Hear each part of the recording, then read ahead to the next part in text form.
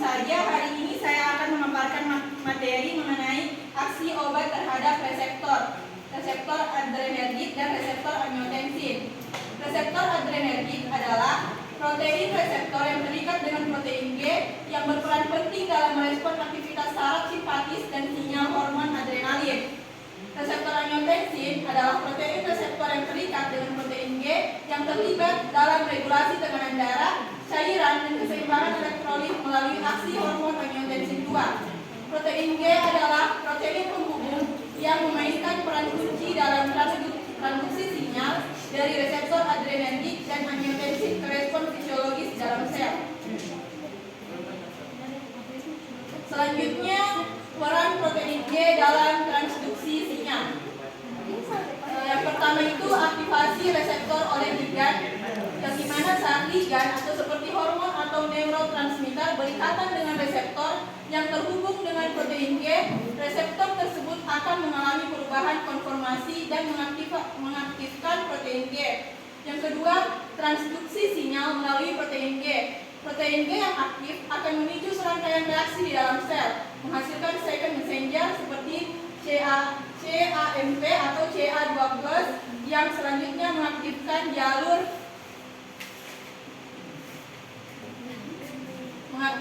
jalur sinyal intraseluler.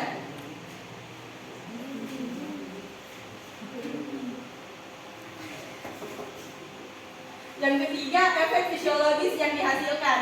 Aktivasi reseptor yang terhubung dengan protein G akan menghasilkan berbagai efek fisiologis, seperti perubahan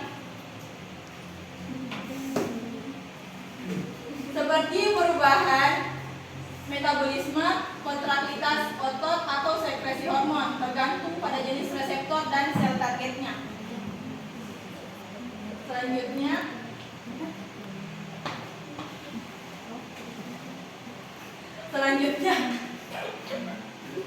Selanjutnya, aktivasi reseptor adrenergik oleh agonis.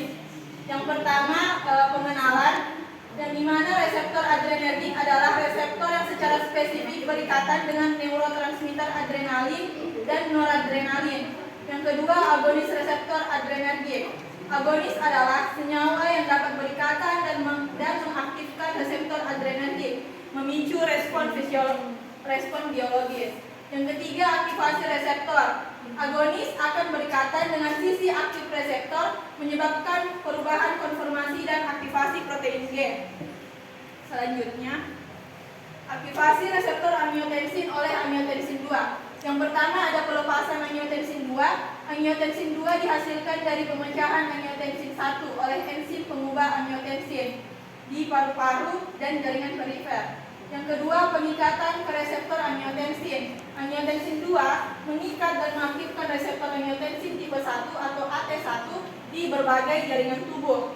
Yang ketiga, transduksi sinyal melalui protein G. Aktivasi reseptor AT1 memicu serangkaian reaksi yang dimediasi oleh protein G, menghasilkan efek fisiologis yang kompleks. Efek fisiologis aktivasi reseptor adrenergik dan angiotensin.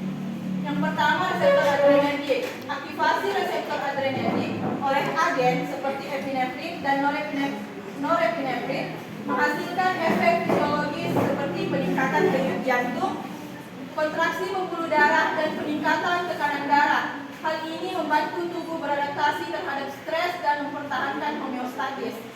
Yang kedua, reseptor angiotensin. Aktivasi reseptor angiotensin 2 oleh angiotensin 2 menyebabkan vasokonstriksi pembuluh darah, peningkatan retensi natrium dan air di ginjal, serta sekresi aldosteron dari kelenjar adrenal. Ini mengakibatkan peningkatan volume darah dan tekanan darah. Selanjutnya, mekanisme aksi obat pada reseptor adrenergik dan angiotensin. Yang pertama, interaksi obat reseptor. Obat berikatan dengan reseptor adrenergik dan angiotensin akan menimbulkan perubahan konformasi dan aktivasi jalur sinyal intraseluler. Yang kedua, modulasi aktivitas protein G. Obat dapat menghambat atau menstimulasi aktivitas protein G yang terkait dengan reseptor, mengatur respon sel terhadap sinyal. Yang ketiga, efek downstream. Aktivasi atau penghambatan jalur sinyal oleh obat menghasilkan berbagai efek. Berbagai efek fisiologis seperti regulasi tekanan darah, denyut jantung, dan kontraktivitas otot. Contoh obat yang bekerja pada reseptor adrenergik dan angiotensin. Yang pertama, obat adrenergik, contohnya seperti epinefrin dan norepinefrin, bekerja sebagai agonis pada reseptor adrenergik, memicu respon fisiologis seperti peningkatan tekanan darah dan detak jantung. Yang kedua, antagonis adrenergik, contohnya propanolol dan metoprolol, bekerja sebagai antagonis pada reseptor adrenergik, menghambat respon fisiologis yang dimediasi oleh sistem saraf simpatik. Yang ketiga, antagonis angiotensin, contohnya losartan dan valsartan, bekerja sebagai antagonis pada reseptor angiotensin 2, mencegah vasokonstriksi dan retensi natrium yang berkontribusi pada peningkatan tekanan darah. Yang selanjutnya, aplikasi klinis obat-obat yang bekerja pada reseptor adrenergik dan angiotensin. Pengobatan untuk pengobatan hipertensi, obat-obat yang bekerja pada reseptor adrenergik seperti beta blocker dan obat-obat yang menghambat sistem renin-angiotensin seperti ACE inhibitor banyak digunakan untuk mengobati hipertensi dengan menurunkan tekanan darah. Aplikasi terhadap manajemen gagal jantung, obat-obat yang bekerja pada reseptor adrenergik dan angiotensin seperti ARB dan diuretik dapat membantu meringankan gejala dan memperbaiki prognosis pada pasien dengan gagal jantung. Aplikasi pada pengobatan asma dan PPOK, agonis beta 2 adrenergik digunakan secara luas sebagai bronchodilator untuk mengobati serangan asma dan eksaserbasi PPOK dengan melebarkan saluran pernapasan. Pada manajemen diabetes, obat-obat yang menghambat sistem renin-angiotensin seperti ARB dan ACE inhibitor dapat membantu mencegah atau menunda komplikasi ginjal pada pasien diabetes. Aksi obat terhadap reseptor growth factor dan sitokin, yaitu membahas tentang bagaimana obat-obatan dapat mempengaruhi reseptor growth factor dan sitokin yang memainkan peran penting dalam proses biologis tubuh. Pemahaman mekanisme aksi yang penting untuk mengembangkan terapi yang lebih efektif. Peran dan fungsi reseptor growth factor. Reseptor growth factor memainkan peran kunci dalam proses pertumbuhan, perkembangan, dan pemeliharaan sel di berbagai jaringan tubuh, mengatur proliferasi, diferensiasi, migrasi, dan kelangsungan hidup sel. Jenis-jenis reseptor growth factor. Beberapa contohnya meliputi EGFR, FEGFR,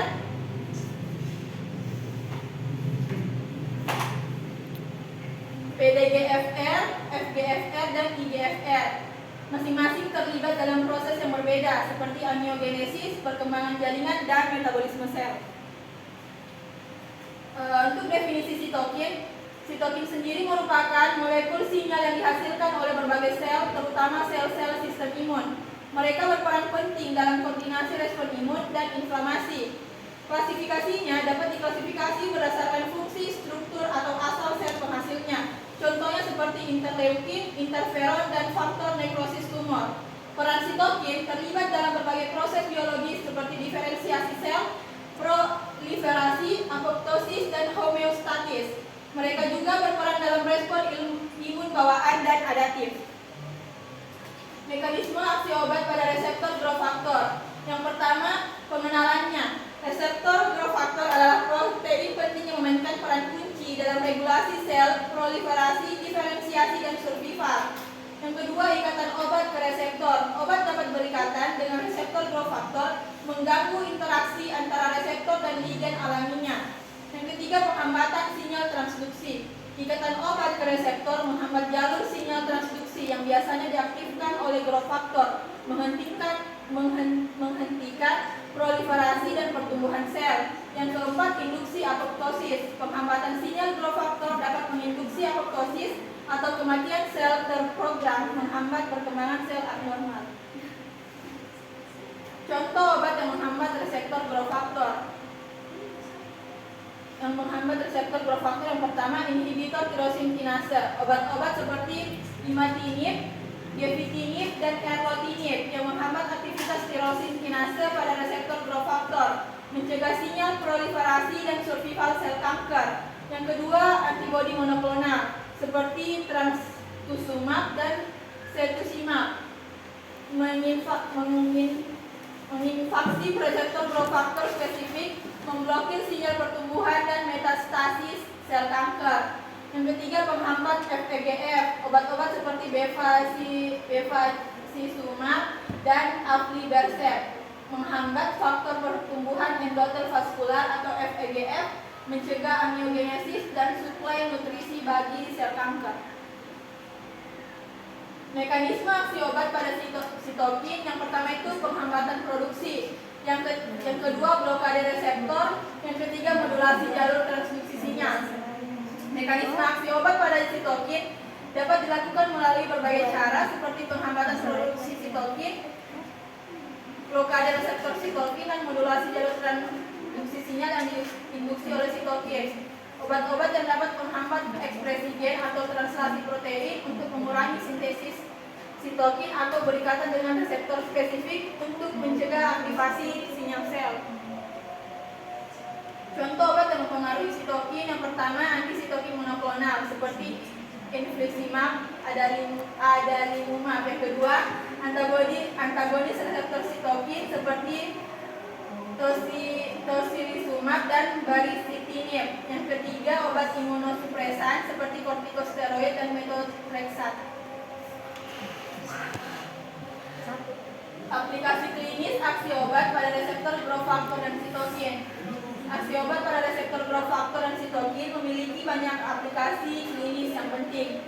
Obat yang menghambat reseptor growth factor digunakan untuk pengobatan kanker, sedangkan obat yang memodulasi sitokin bermanfaat dalam pengobatan penyakit inflamasi dan autoimun. Tantangan dan perkembangan terkini. Pengembangan obat-obatan yang menargetkan reseptor growth factor dan sitokin menghadapi beberapa tantangan. Pemahaman yang lebih dalam tentang kompleksitas jalur sinyal intraseluler dan interaksi antara berbagai growth factor dan sitokin diperlukan untuk mengoptimalkan efektivitas obat. Perkembangan terkini seperti bioinformatika, farmakogenomika, dan rekayasa genetik yang dapat membuka peluang baru untuk mengembangkan obat-obatan yang lebih spesifik dan efektif. Baik, mungkin itu saja yang dapat saya paparkan hari ini. Lebih dan kurangnya mohon dimaafkan. Wassalamualaikum warahmatullahi wabarakatuh. Waalaikumsalam.